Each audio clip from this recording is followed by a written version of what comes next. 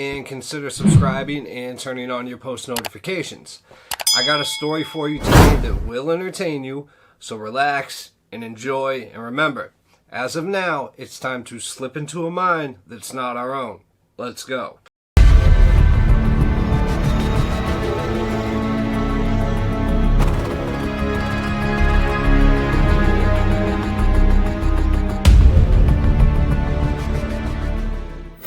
The long-missing woman known as Connie Converse began her life as Elizabeth Eaton Converse, and the name Connie, like many things in this gifted artist's life, was just something that she picked up along the way.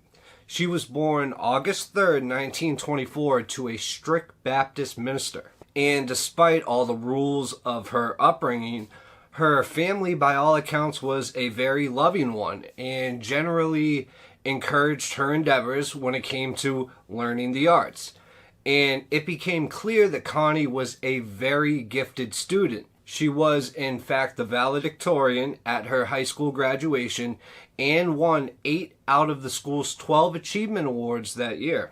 Now, you could say Connie was the definition of an overachiever. And with her achievements, she was able to go to college on an academic scholarship ride.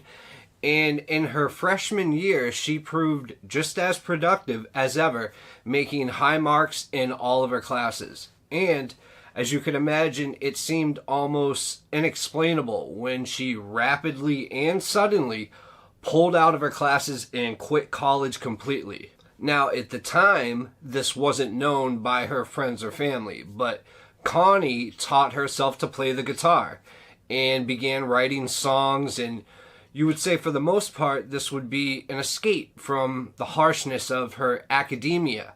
But for Connie, it was different. Connie was truly gifted and a quick learner, and it seems she became an expert at anything she set her mind to. Plus, she was already a skilled painter, sculptor, and poet. So for Connie suddenly turning her sights onto music, this was a serious pursuit, not just a phase. Nevertheless, when Connie's parents heard the news, they were absolutely heartbroken that she left college, and that decision created a rift that would last for the rest of her days. But Connie was absolutely determined to continue to plot a new course in life with absolute focus. Now, Connie set her sights on becoming a famous singer/songwriter for her career. So she packed up her guitar and she went straight to the first place that a singer-songwriter usually went in the late 1950s, which was Greenwich Village in New York City.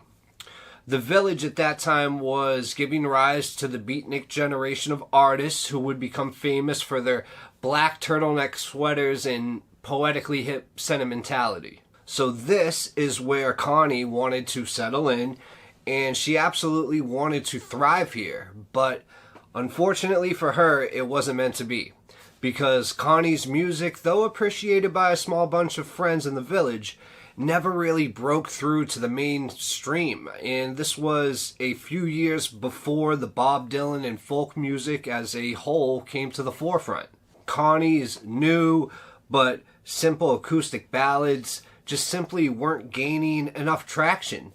She had a few fans that gave their full support and were even able to get her a gig on the legendary news anchor Walter Cronkite's CBS morning show, but even that, with a guest appearance on live TV, failed to bring any follow-ups, and Connie continued what would be a long, slow ride into obscurity. Now, as we fast forward to 1961, Connie all but had given up on her dreams of being a musician, and instead on creating something new, she almost became a shut-in.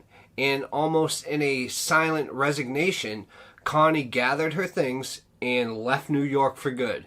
And at the request of her brother Phil, she headed to Ann Arbor, Michigan, where she rented out a small hole-in-the-wall apartment. And Phil was a professor at the University of Michigan and had promised his sister that he would get her a job there and help her start a new life that she wanted so bad.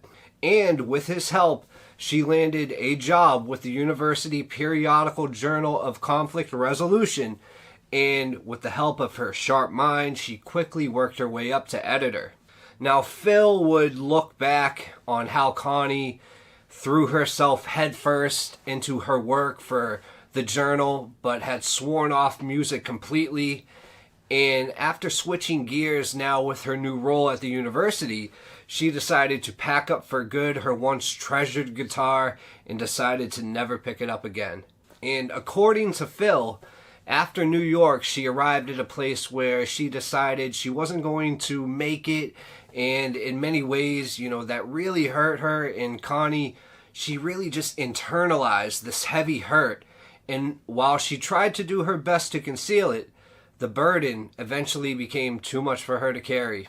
So after a decade at the journal, her coworkers began to notice that she was increasingly depressed. And they were concerned, and actually so concerned that they pulled their money together for plane tickets to send her on an overseas vacation to London. Now, this vacation somehow turned into an 8-month stay, but while there are reports that she enjoyed her time there, her mood did not seem to improve in the slightest upon her return. If anything, it seemed a lot worse. By now, even her estranged mother was growing increasingly concerned about her daughter's mental state. So, hoping to alleviate the sadness, she invited her on another trip, vacation, this time to Alaska. And Connie told those close to her that she hated the idea of such blatant life mother-daughter excursions, but felt that she just couldn't refuse. Now, it would be an understatement to say that she went there reluctantly. Phil, who escorted her to the cab that would take her to the airport, remembers how his sister, before slamming the cab door, left him with these parting words. She said, "I want to go to Alaska like I want to go to the basement." So, as one could imagine, this trip was not very pleasant for Connie. And shortly after returning, things became even less pleasant for her. And at a routine doctor's visit, Connie was given the news that she would need a hysterectomy. And, she was in her late 40s. At this point, she was unmarried, with no boyfriend, and had long since given up the idea of having children. But it still felt like yet another disappointment. Like, for some reason, now she was even more of a failure, at least in her mind.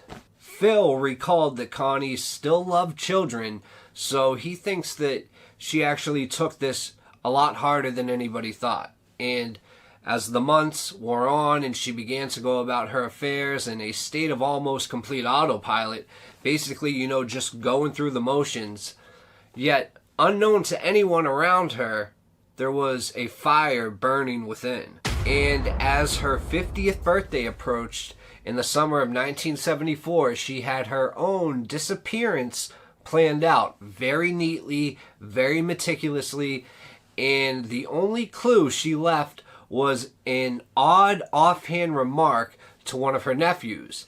And this nephew was a big fan of Tolkien. So Connie drew up an analogy to The Hobbit and told him that just like Bilbo Baggins, she simply had to go.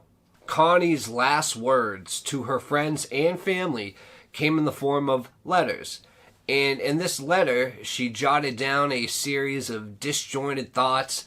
Some of them expressed personal aspirations, and others contained commentaries on current events, such as the impeachment of President Nixon. But she also included some more ominous notations in these letters as well. In one of these letters, she tried to explain her failure to connect with others on a personal level. And she said, "Human society fascinates me and awes me and fills me with grief and joy. I just can't find my place to plug into."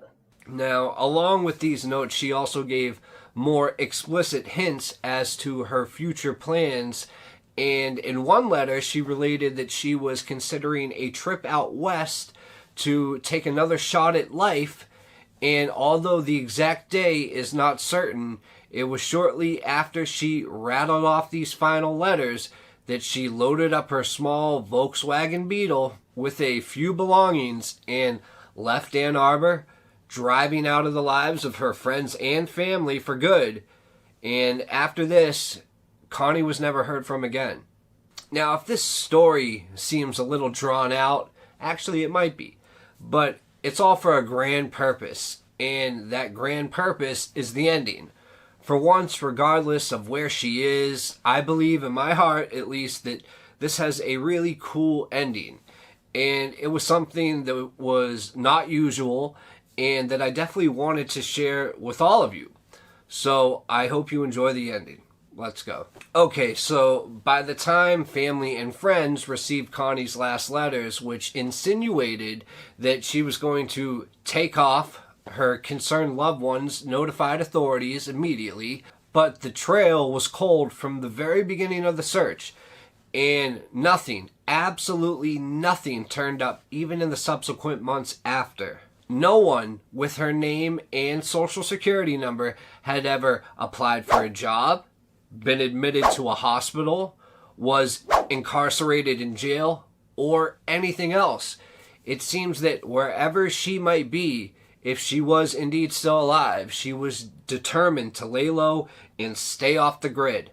And about 10 years after her disappearance, Connie's family finally hired a private investigator. However, this proved to be a complete waste of money because the selected PI had a complete lack of zeal. And in one egregious example of expectations leveling, the detective began his search by telling Phil, "Oh, look, I might well find your sister, but you need to know that if I find her, that doesn't mean she's coming back, and it doesn't mean that she'll even want to talk to you." And predictably, he never did come up with any leads, and Phil, along with the rest of his family, couldn't help feeling that the hundreds of dollars that they paid for this private investigator would have been better spent somewhere else. But after the disappointing experience with the PI, Phil put his sister's disappearance on the back burner for the time being, and realizing that the detective might have been right about one thing, and that Connie might not want to talk to him even if she was found. So Phil resigned himself to wait on the off chance that his sister might contact him one day. Then, in 2004, a former friend of Connie's, a New York music promoter, Jean Deitch, played some of her old recordings on public radio. And a couple of aspiring record artists, Dan DeZula and David Herman, happened to hear the broadcast and were very intrigued with what they heard.